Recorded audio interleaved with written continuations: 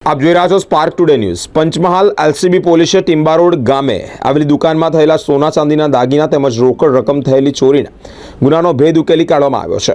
Police દ્વારા ચોરીના ગુના એટલે કે ચોરીના દાગીના અને અન્ય સાધનો સહિત કુલ 30 લાખ ઉપરાંતના મુદ્દામાલ સાથે બે ઇસમોને ચૂંદડી બસ સ્ટેન્ડ પાસેથી અટકાયત કરવામાં આવી છે, જેમાં અન્ય એક વડોદરાના પાણીગેટ પોલીસ મથકે નોંધાયેલા ગુનાનો ભેદ ઉકેલાયો છે। પંચમહાલ જિલ્લાના કાકડપુર પોલીસ સ્ટેશન વિસ્તારમાં ગઈ તારીખ 12/8/2024 રોજ રાત્રિના સમયે એક સોનીની દુકાન અને મકાનમાં પ્રવેશ કરી અને ચોરીનો ગુનો બન્યો।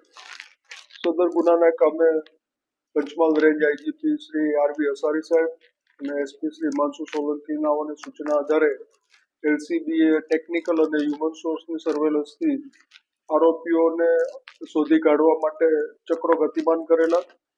દરમિયાનમાં એલસીબીના એએસઆઈ દિગ્પાલસિંહ અને કૃષ્ણકાંત તેરસિંહને હ્યુમન સોર્સની બાતમી મળેલ કે દિલદારસિંહ નામનો ઈસમ જે આ ચોરીમાં સંકળાયેલો હોવાની બાતમી છે અને તે ચુંદડી 4 રસ્તા નજીક આવનાર છે, જે આધારે એલસીબીના પીએસઆઈ શર્મા અને ટીમ સાથે જઈને દિલદારસિંહ અને તેની સાથેના બીજા ઈસમને કોર્ડન કરી પકડી લીધેલ।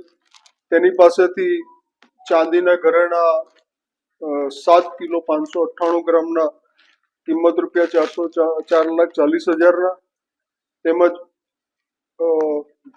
સોનાના ઘરેણા 424.270 ગ્રામના જે 25,42,000 કિંમતના થાય છે તે તેમજ રોકડા ₹96,000 રિકવર કરેલ છે।